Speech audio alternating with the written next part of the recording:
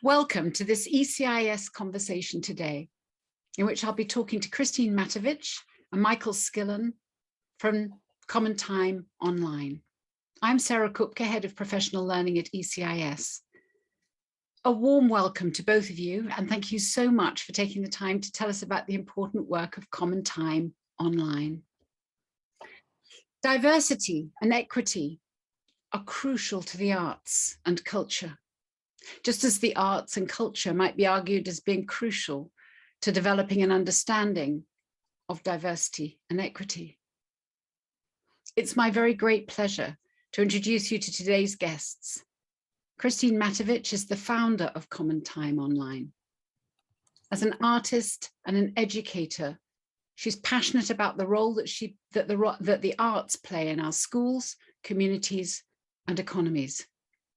Christine is a master of cultivating partnerships and building lasting professional relationships, as well as strong networking and community development.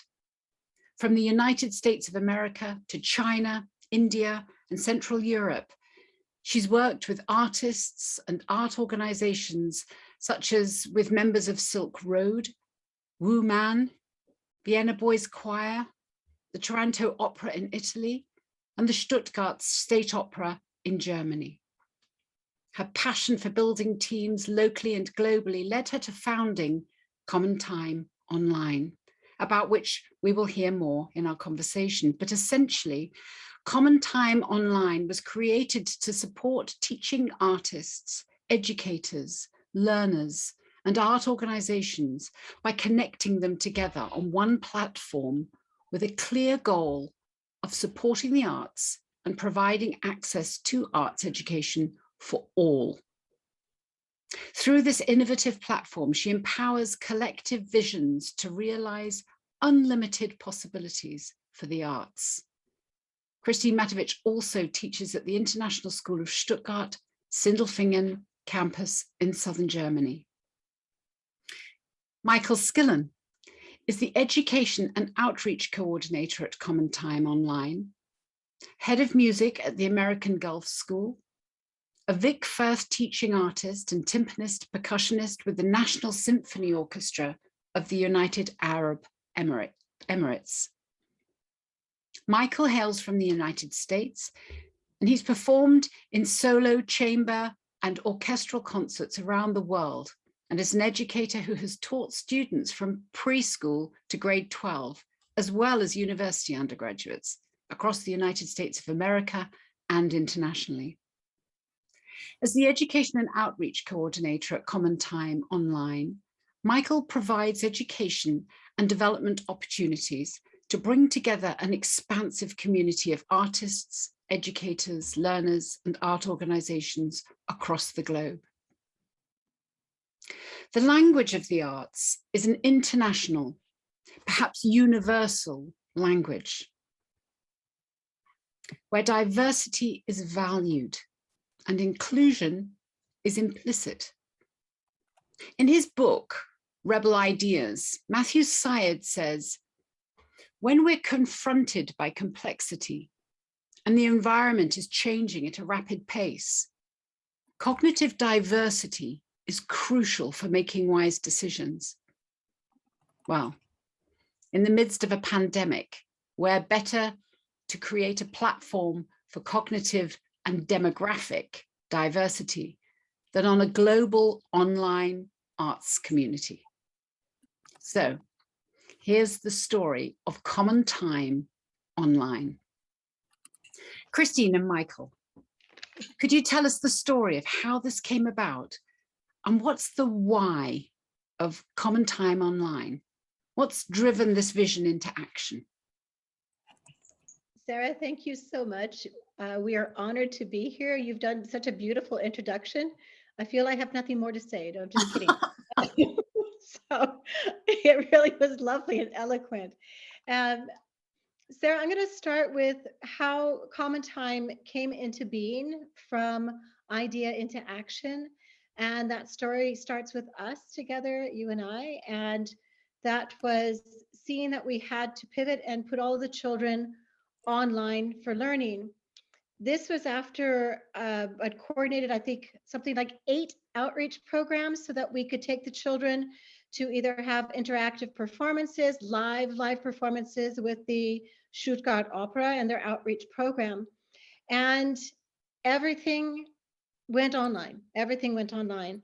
And what I was noticing was that you had artists pivoting, because artists pivot to be creative. They live in the creative realm to solve problems and create and continue to give their craft and see their craft and give it out into the world. But they were doing that for free, and that wasn't sustainable. The arts organizations shuttered, so they were shuttered, and they didn't have live performances, meaning hundreds and thousands of professional artists becoming unemployed. Mm. And there you are with the educator in the center of this, who normally is a facilitator to inspire by bringing in the artist into the classroom to show where the skills and learning are going, and then take them to the arts organizations, if we're fortunate enough, to the museums, to the galleries, to the symphonies, to the operas, the theater, and to see it in life, so they see there is a trajectory from inspiration to aspiration, and we can, great, this is where your skills can take you, so that we, the educator in the middle, say, look, these are the skills, we're giving you the opportunities here, look what you can do with them. And that stopped. So there was not a sustainable model, and the idea of artists giving away their craft for free devalues arts education. And the fact that the arts organizations, which were normally in the classroom getting all these outreach programs, were shuttered, were also showing unemployment. So you had this precarious position. I said, precarious position or exceptional opportunity. And in, I think, the span of less than 24 hours, I'd mapped out a complete idea for a platform that, because we are not limited by borders, and that I could take contextual experience, the networking, and start bringing all of these different constituents, these different demographics and skill sets, and start putting them onto CommonTime and making sure that CommonTime became this financially feasible, curricular, and culturally connected opportunity, and made it a global platform. And so from everything about CommonTime is done on CommonTime to grow this audience, to support the artists, to ensure that they are being employed and creating opportunities for themselves, supporting the educators, the arts organizations, reaching out and having a much wider reach. And I want to make sure I'm not going to steal all of Michael's glory and thunder, because he's got so much to say. But you aren't limited by borders, boundaries with CommonTime. It is democratic. Anybody that has access to an internet, and with our app coming up soon, anybody with 3G, 4G, 5G can have a great arts experience anywhere in the world on CommonTime. So that really brings in this dimension of it's the arts and culture for everyone, because it's affordable as well, right? Correct. Yeah, and it's not dependent on time zones, it's not dependent on place, but it's neither is it dependent on income or any of the other demographic factors that can affect access to the arts.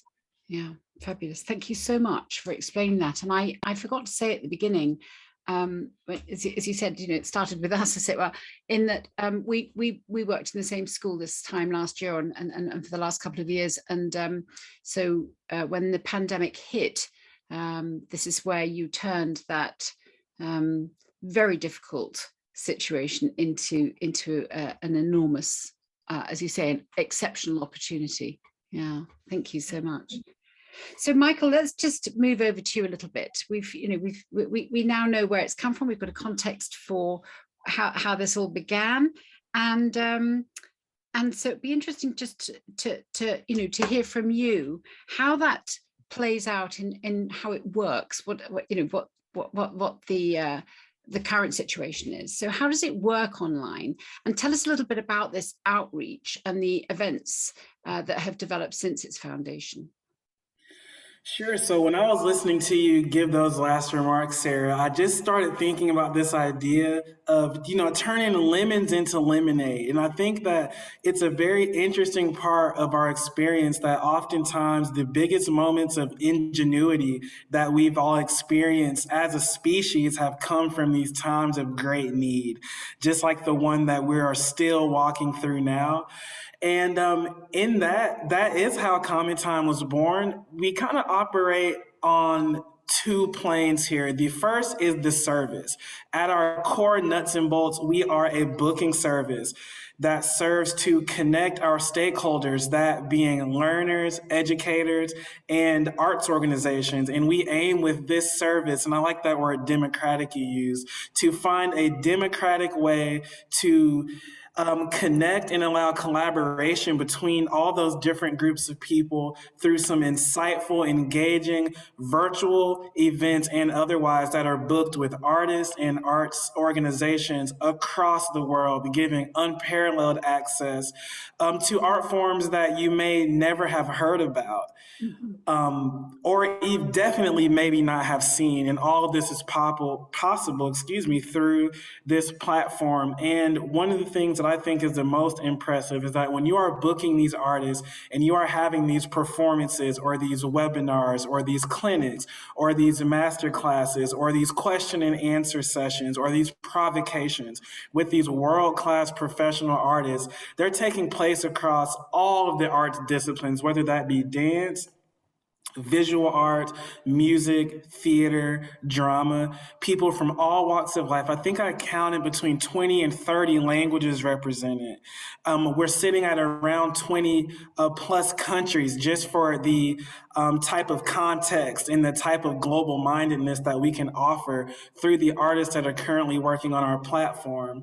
And the second plane that we live on, and this is kind of where I come in my role, is with community building. The idea of community building is inevitable when you talk about building connections between different facets of the arts world and different parts of our globe. That idea of community building is kind of the second step that comes in there.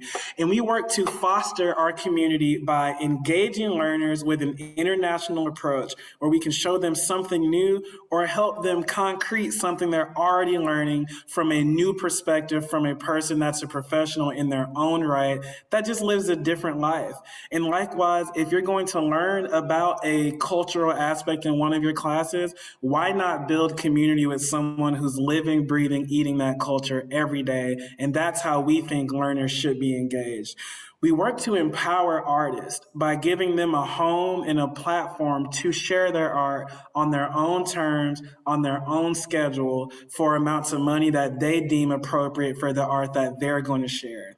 And we want to expand the outreach of arts organizations by allowing them to reach beyond the seats in their theater or reach beyond the schools in their district or reach beyond the patrons within earshot and give somebody else an opportunity to learn something new that they may not have heard about in the times when platforms like this didn't exist. And in regards to the latter part of your question about education and outreach, in an effort to continue building this community, we like to use our purpose-built video conferencing system that works in our platform by providing not only our internal stakeholders like our artists, our educators, and our arts organizations, but also the general public with different types of performances. For example, we put on the Common Time Arts Festival, where we had 10 artists, musicians, visual artists, and dancers, and also one actor from all corners of the globe offering $5 sessions on improv from a theater person in Slovakia, percussion from me, an American, art and architecture from Kanchana, who's working out of India.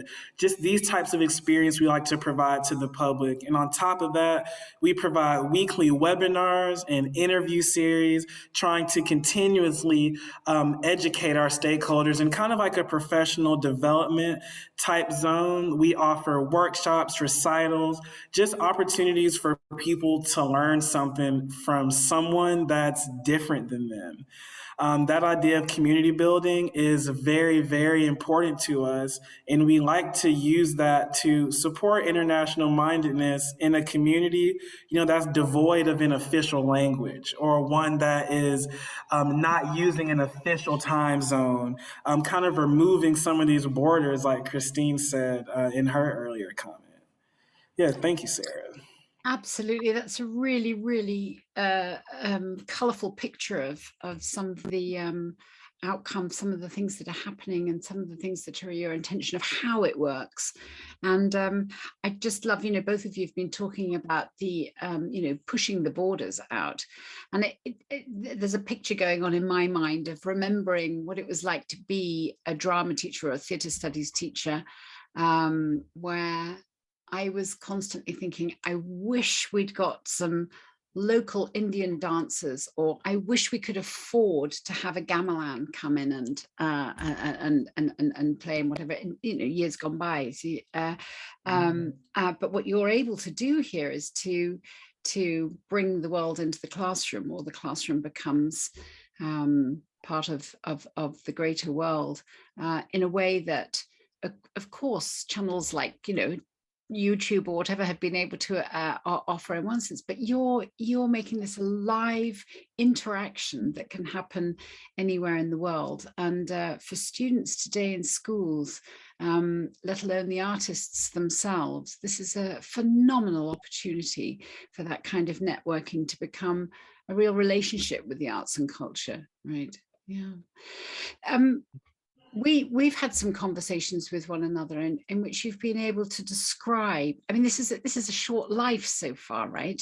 The actual founding of Common Time is not quite a year, is it? It'll be a year old in March. So it's incredible to think that where you've got to in that short amount of time, which is sort of suggestive of a real need that you're filling. And fulfilling need that you're filling. But you've already been able to amount a number of stories which demonstrate and describe beautifully those learning impacts, or patch teaching impacts as well. Tell us about some of the, we've had conversations about, and you've mentioned today a little bit, the implications for developing intercultural understanding, the scope for interlingualism really becoming a living force within our learning and relationship building, and the nurturing of meaningful collaboration. We talk about collaboration a lot in education, and we need to be careful that it's actually a meaningful and nurturing working together. So tell us about some of these impacts that you have noticed already in the trends that are developing. Michael, I'll jump in first for just a moment. I think I want to back up a little bit, and we want to live Common Time. The fact that we built the platform from the platform itself across 3 continents, and that everybody who works on Common Time has an artistic background, as well as either an educational or a professional background in SEO or design or IT. And our team is spread across from, right now we have the US, Germany, Greece, Dubai, and India. So that's just our core team. So when I think about the impact that we have, is we live it. We are across multiple languages. We use English as our medium, but we want to make sure that when we're making this impact, is that We want to connect anybody from a point of where they are in the world across this common time. The impact is that it is accessible. It's accessible by who we are and the wheelhouse where we are. We want to be that if me as the educator who is working with students in the classroom from cultures different than mine, I want to have them connect to where they are in place and time, to their own culture and the richness that they bring into the classroom. This impact of arts education is first to start with who you are, where you're from, and what is your, I use it from one of our great artists as well as our advisory board, the author Patrick Kabanda. And he really uses this catchphrase, what is your cultural DNA? And if we approach this cultural DNA for our students, beyond the skills, beyond our comfort zone, then we are making these intercultural understandings. If we are bringing in the artists that can speak to that child in their language through an art form that they can connect with to enrich my classroom in international mindedness, then I can say we are truly an international school. But if I'm repeating the same musical over and over again from my comfort zone, that's never going to be enough. I like to go with what I call the lowest common denominator, that one rare language in the class that nobody really knows about, and share that from the arts lens and find the artists to support that, to come into the classroom virtually. That is the impact. So Sarah, I think I'll take a moment to talk about what this intercultural understanding, this interlingualism looks like. And supporting that is a world theater unit with my grade 7 students, in which I had a student from Iraq speaking Arabic with a Japanese student, of course, speaking Japanese, and English is their second or third language that they're learning. And we were creating scenes. We started off with gibberish, made up language to get your point across and your needs heard from what we have connected as humans. And it was the Japanese student needed to ask where the bathroom was in Japanese. And the student from Iraq speaking Arabic had to give him instructions so that they could understand each other.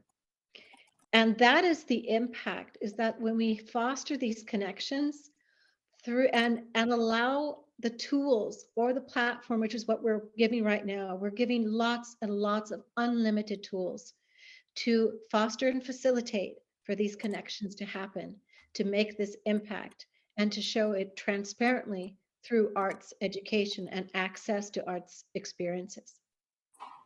Just before Michael speaks to this point, you know, I in the last school year, I would walk through the classroom, and sometimes you would have students working with the Stuttgart State Opera on making costumes, where they were talking to people that were in the costume department of the opera house, some 20-something kilometers away, while they were working in the classroom. You had students who were not allowed to sing in school because we were at that point of COVID where we still couldn't sing anywhere near one another. But voice classes with a voice coach from the opera could take place with students in their homes, working in front of their laptops in their bedrooms. I walked through your classroom when you had an Indian percussionist working with the students from India. I mean, we're talking about the kind of diversity that would never have been able to have taken place had it been, that we didn't have this kind of a platform. So really interesting. Thank you, Michael. Over to you. Yeah, one thing that I just keep thinking about is this idea of representation. You know, if you've never known an accountant, you're probably not going to become an accountant. And that makes me think of some key partnerships that we've been able to foster here at Common Time, speaking to our impact. And I think of the partnership we have where we are streaming the Portland Youth Philharmonic concerts, and we're also streaming the Toronto Opera Festival concerts, like Christine spoke about earlier. And we, with another one of our partners, the Global Schools Forum, who's an NGO that supports like schools in underserved communities all across the Southern Hemisphere. There's a great many of those schools. And I just think about those students being exposed to not only this Western art music, because of course with our platform, they have the ability to be exposed to others as well, but just for them being able to see like these kind of grand stage productions from people in Italy. I don't think growing up, I knew an Italian person, and to be able to think that, hey, maybe one day you could go to Italy or anywhere else for that matter. I think it's so important for these students to be able to see something different, whatever that different is, just so that they know that there is something else. There is something else that you could be or somewhere that you could go. And these type of experiences are made possible here. And secondly, I think that we're leading a cultural revolution. I think that we're leading a revolution among educators by letting them know that faces and names and intercultural connections are the ultimate educational experience. Teaching math through the Johnny has 3 apples examples didn't work in 1975, and it's not working today either. And I think that we are leading that charge of letting people know that living in a world that's interconnected by the internet, infusing these ideas of this global mindedness and having an appreciation and a more than just a tolerance, an appreciation for different cultures is paramount in any society that's trying to move forward. I think that we are revolutionizing the way that artists share their content and market themselves across different areas by giving them access to go into these classrooms and go into these organizations. So they are not just sharing their art, but they're actually sharing a little piece of their cultural DNA with someone who's got a different one, and hopefully learning something from them as well. So I really do think that what we're trying to accomplish here is going to be revolutionary, and in many ways with our impact, it already has been. Absolutely beautiful. I'm kind of, whoa, this is so lovely. You've won me over. I would just add perhaps to what you've said there, which is just so powerful about being able to push out and stretch our boundaries and see and experience things that we wouldn't otherwise have perhaps been able to do, and just moving beyond our comfort zone sometimes to being able to embrace areas of culture and the arts that we perhaps wouldn't have gone to on our own. And there's the flip side to that as well, I think, in international school education, and frankly, which school these days doesn't embrace in some way international or intercultural aspects, whether they're state schools or international schools around the world. For our students, I think also to be able to see people that look like them, and that it's not always from a sort of an Anglo-American, often white perspective and very westernized curricula, but that they're being exposed to and able to enjoy the examples of artistic representation that relates to their identity and to the person that they are. Because otherwise we're just constantly giving role models and examples that are to unrelatable cultures for many students. So there's the flip side to that as well. Fabulous. Going to round off our wonderful conversation, our inspiring conversation today by just asking you a final question. If within a year you've moved this far with this fascinating opportunity for this platform, what are your best hopes? Where are you hoping to head? What's your preferred future for Common Time Online? Michael's so he's like, I'm waiting for her to speak. Uh, I would love to see that we are the absolute go-to platform for access to arts education for everybody. And with that, that also means access to great arts experiences globally. And that is the biggest hope for that, that we are the Google of arts and arts education. And that somebody said, find time, meet me on Common Time. We know there's always we have taglines that say all the world's your stage. And we want everybody to use Common Time and say, this is your stage. This is your experience to try the arts in all of its facets. No matter where you're from, bring in your arts, share your arts, experience your arts, teach somebody else that's never had the access to it. And above all, I think I go back to the final saying is like this greatest aspiration is that we want anybody who maybe didn't have a great arts experience or an arts experience at all, perhaps growing up, to come back and have it now. See what it's like. See what it's like to be on that journey of creativity and exploring your own creativity beyond your own personal boundaries, no matter where you are in the world, across the Common Time. Those are my best hopes, Michael. Wow, thank you. Yeah, I'd really like to see Common Time, and I'm speaking from my educator hat. I'd like to see Common Time become like the #1 curricular resource for arts educators. I've joked often that Common Time could almost be your textbook. Because there's such a wealth of knowledge and a wealth of experience there that anything that you need to deliver, I think that educators truly can deliver that in addition to that cultural experience with Common Time. And like I said, I think in the future in education, without these cultural experiences linked to every part of your learning is definitely going to be failing our students. And secondly, as an artist, I'd like to see Common Time be a place where artists can earn a real living. I'd like to see us get to the point where, that the guitar player doesn't necessarily have to drive Uber. He could come over to Common Time. I'd like to see it for a place that really supports that community and gives them some different opportunities, especially with the pandemic. A lot of the artists in our lives are having a tough time right now. And hopefully we can alleviate a lot of that with these opportunities.